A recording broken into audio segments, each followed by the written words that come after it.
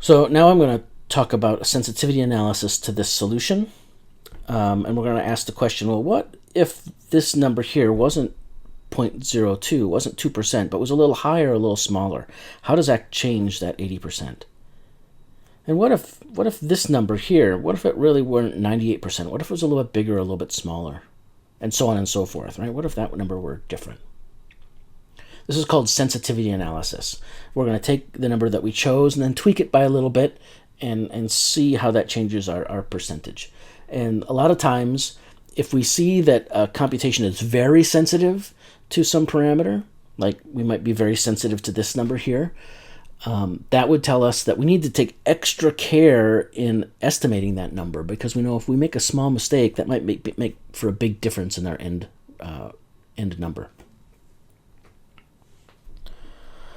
So the likelihood that a person has the virus that causes COVID-19 if their test is positive depends upon the accuracies of the test and the prevalence of the virus in the population. That's what's in Bayes' rule. The FDA knows this and asks manufacturers to include this in their studies. The next slide shows another report the manufacturers of the BD Veritor system include with their product. So they have this table here. They talk about sensitivity and they talk about specificity. All right. So specificity is the chance that maybe the test comes back positive because something that wasn't the virus, and our the BD Veritor system is very specific. So that's why that's 100%. The sensitivity, this has to do with the false negative rate. We saw that there were 5 out of 31 times that the BD system returned a negative result when it should have been positive. So that's the sensitivity. So it's also good to know that the measurement one makes are subject, any measurement one makes are subject to errors, and our knowledge of true parameters are really unknown. We're making a best guess. So this is why sensitivity analysis is important, because we want to know where we need to invest our time to make a better guess. So let's consider the probability that a person has the disease. So how does the prevalence of the virus affect our results? Well, we initially chose this prevalence to be 2%. Now, let's consider a prevalence where it's 2% plus delta, where delta is some small number. Okay, so that's going to, here is the P of D term in the Bayes' rule formula. It also occurred down here.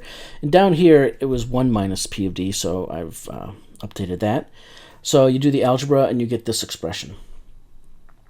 So now let's plot this for a bunch of small values of delta. And I used R to plot it here. And so you can see the points. So here's where delta is 0. You can see when delta is 0, we have a probability of 80. But if I decrease my presence, the new conditional probability kind of takes a nosedive really fast. So our test is very sensitive to decreases in the prevalence. But if I increase the prevalence, my conditional probability, it increases, but slower and slower. It's decelerating with increases. So I want to be very careful that I'm not underestimating my seroprevalence, the prevalence of the disease. Okay, so that's an example of how sensitive our conditional probability calculation is to this parameter. Okay, and we don't want to be underestimating. By underestimating this prevalence, we're going to get a conditional probability that's lower than it really is, and we don't want that to happen, and we don't want to go up higher than it really is. But if we overestimate our population or our seroprevalence, going up a little bit isn't going to change the conditional probability that much. So we're insensitive to increases, but we're very sensitive to decreases. So how about our sensitivity to type 2 error? So our type 2 error is false negatives. We had our false negative rate at 2%. So let's add a delta to that 2% and see what happens. So making that adjustment, we get a new formula for our conditional probability using Bayes' rule. Right? It involved us subbing in here. So simplifying, we get this formula, and then we can throw that into R and plot it. So we get this plot. So here are the data points. So we'll notice it here at 0 when delta equals 0. Yep, I'm at 80%. So this lines up. This is a pretty good plot. And we see as our delta gets bigger, that is as the chance of type 2 error increases, my probability decreases. Okay, so my test becomes less reliable. And that makes sense. The greater chance there is to be an error, the less reliable my test is. And we say this is a linear decrease, right? These dots seem like they're in a line. So I guess that if you're going to decrease, a linear decrease is a decent way to do it. It's not accelerating. It's not an exponential decrease. But that's our sensitivity to type 2 error. So how about type 1 error? So here's the expression for type 1 error. We had it set at 0.5%, false positives. They're 0.5% chance. So let's add a small delta to it and adjust our formula for our conditional probability. And we get this, and we'll throw it into R. And so here are the points. Again, I point out, we'll look at delta equals 0, so that was our original value, and sure enough, there's our 80%. That's where we want it to be. And you can see here that as the type 1 error probability decreases, the conditional probability of that our test result was correct goes up, right? And you can see here as we zero out the chance of a type 1 error, it looks like we get 100% accuracy on our test. That's good.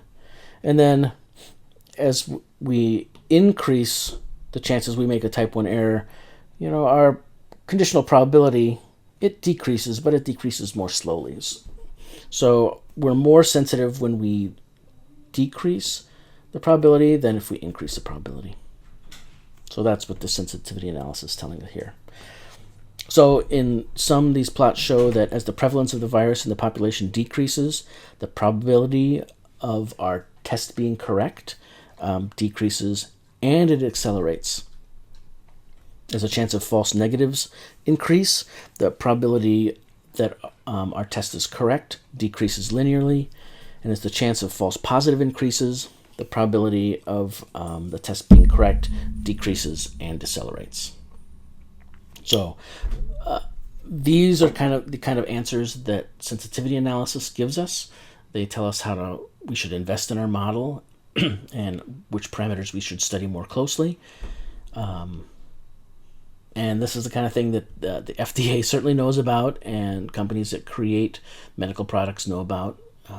And now you know about it too. That's it. Thanks for watching. I'll see you in class.